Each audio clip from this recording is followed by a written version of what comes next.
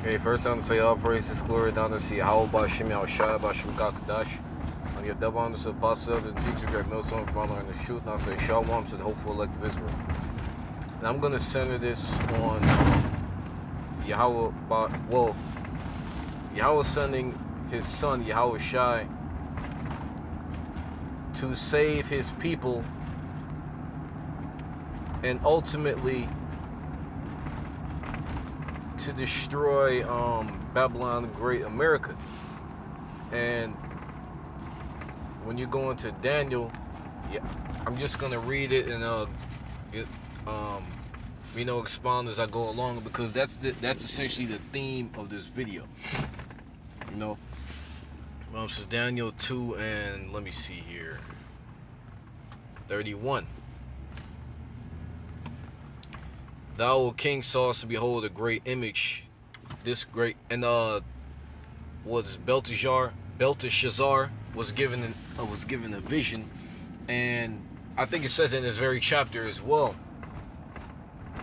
It's in the Babylonian Empire when Daniel was in that empire as well, but Daniel was given a high position. I think the third ruler in the kingdom as far as ranking goes, because of his ability given from the Lord to break down this vision that Belteshazzar was given. So that's what's going on. Thou, King, sawest and behold a great image. This great image, whose brightness was excellent. Give me a second here. I'm parking.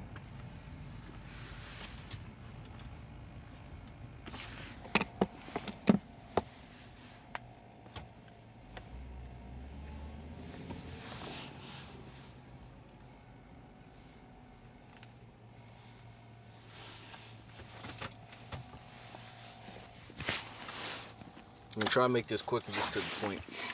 But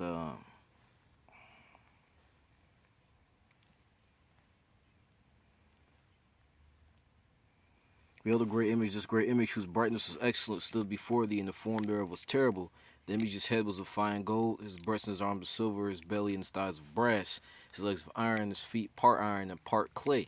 Thou sawest till that stone was cut out without hands, which smote the image upon his feet that were of iron and clay, and break them into pieces. And this is referring to the four key empires that our people were captive under, and this is the same as those four beasts as well. But the head of gold being Babylonian Empire, which was transformed to Neo-Babylonian Empire with the assimilation of the Assyrians, Medes and the Persians, the Grecian Empire, and then the Romans. And now you have Rome 2.0, and it mentions how the feet being part iron, part. Let me see. I think it specifically mentions feet and then toes. His feet part iron and part clay.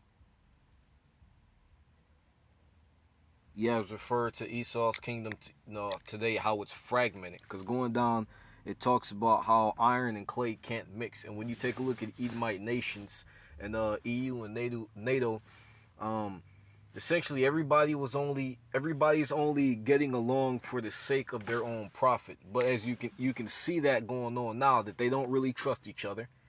There's this meme. Now, I'm not sure if this shit was real or not, but Putin and Kim Jong-un were at some type of meeting, and they were holding a toast, and they both picked up a glass of wine, and neither of them drank the wine. Now, like, it was some guy that made a joke video talking about how they were both thinking how the glass of wine that the other guy picked up was fucking poison, but then they forgot which one was poison. So they were waiting. The guy's making a joke about how they were waiting they were waiting for one of them to make a move and drink the wine, and for one of them to drop dead. But that just goes to proof that even though they may make alliances, they don't really trust each other. And you see that with this whole thing with especially Russia going making its face hard and in a stark manner against America, taking a firm stance against America. They're all Edomites. And there were one America and Russia was once in nuclear treaty, but if I'm not mistaken, Trump pulled out of that treaty first, and then Putin said then he pulled out, and then everything just broke down from there. And the first is verse 34. Thou sawest till that stone was cut out without hands, which smote the image upon his feet that were iron and clay, and break them into pieces. Yahweh Shai is that stone, you know. And going to the feet, your feet can also be they can be your base, but at the same time they can be the end of you. And the end of this current the end of this current rulership, Yahweh Shai coming to knock down, strike at the feet, strike at the end of Esau's rulership. Zach 4 and 11, probably 10. Be it known to y'all and to all the people of Israel that by name Yahweh Shai Mashiach of Nazareth, whom ye crucified, whom Yahweh raised from the dead, even by him doth this man stand here before you whole. Yahweh Shai is going around healing people, bring people back to life and healing people. This is the stone which is set at naught of you, builders, which has become the head of the corner. Yahweh Shai, once again, he's going to Yahweh Shai is that stone. And they're going to come down and, collapse Esau's empire and collapse the remaining of his empire. And what 2 Ezra 6:9 talks about Esau as the end of the world. That that iron and that clay, that's Esau. That's Esau's rulership, because Esau is going to be ruling at the end of the world. It's going to be the last in rulership before the next age, because Esau at the end of the world, Jacob's beginning to follow. And I think it even says in 2 Ezra how it mentions grabbing someone by the heel. Jake grabbed Esau by his heel. By his hand. Verse 10, the hand of man is betwixt. Verse 8, he said unto me, from Abraham even unto Isaac, when Jacob and Esau are born up, from Jacob's hand held first the heel of Esau. Once again, just going into how feet being the end, and your hand, you raise your, it can symbolize, the beginning, and here that's what it symbolizes. And when you go into that statue, it's just something that comes to mind. Yahweh Shai is gonna smite the end of that stone, smashing the end of that, smashing the bottom of that statue, collapsing the end of Esau and the heathen rulership. Not just Esau's rulership, but heathens as well. Esau just has he just has a scepter right now, because we go into those first three rulerships. Esau wasn't ruling. His rulership started with Alexander. But then, he just built up from there. Verse 36, 34, I also read that. 35, then was the iron, the clay, the brass, the silver, and the gold broken in pieces together and became like a chaff of the summer threshing floors. And what Yahweh Shai is going to come back to deliver fire. And the wind carried them away, and no place was found for them. And the stone that smote the image became a great mountain and filled the whole earth. Just going into how when Yahweh Shai comes back, and to erect one kingdom, the previous establishment and the rules have to be overwritten. This is a dream, and we will tell the interpretation there before the king. Thou, O king, art the king of kings, for the power of heaven hath given thee a kingdom, power, strength, and glory. Let me see, just going to skip around here. And whatsoever the children of men dwell, the beasts of the field and the fowls of the heaven hath he given into thine hand, and have made thee ruler over them all. And once again, all these past kingdoms, Babylonian, Medes and Persian, Greek and Roman specifically, and the time where they were erected, when they were in the height of their power, they had dominion over the earth, over the known earth. Thou art this head of gold, and after thee shall rise another kingdom inferior to thee, and another third kingdom of brass, which shall bear rule over all the earth. And the fourth kingdom shall be strong as iron, for as much as iron breaketh in pieces and subdueth all things, and as iron that breaketh all these shall break in pieces and bruise. And once again, going to Esau, Edom, so-called white man, one of their main metals in Rome was iron, which is an extremely powerful metal. And what did these niggas do? These niggas went around just fucking massacring everything. Taking over everything, just tearing ass.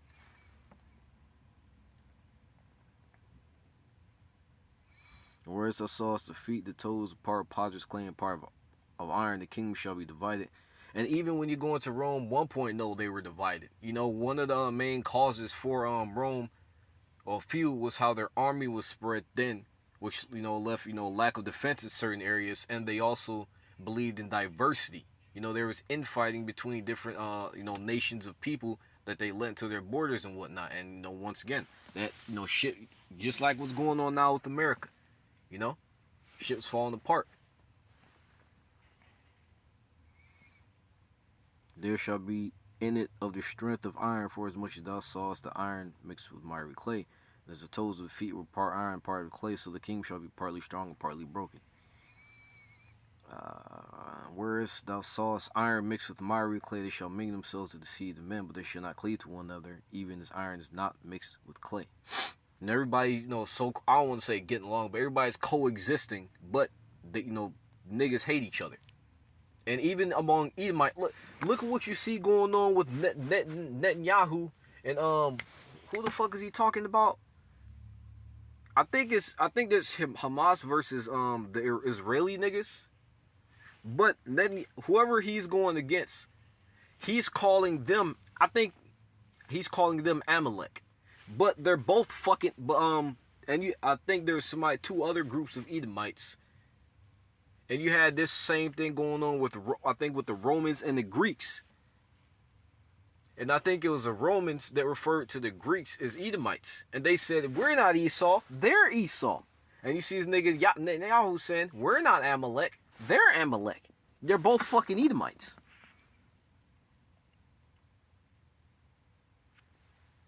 So, you know, Esau, not only is Esau's, his conglomerate, his allies are against him, but Esau's pitted against Esau. You know, there's where the scriptures talk about Satan divided against Satan, his kingdom shall not stand. And what? Edom is Satan. You know, you know, the word Satan means adversary. Adversarial to what? To Yahweh Shai. He's adversarial to life. And what you see going on? Everything falling apart. And Yahweh Shai ain't like what? Yahweh Shai coming down to end all this shit. You know, that stone smiting at the feet, smiting at the end of Esau's kingdom. His end of his rulership and the end of heathen rulership as well.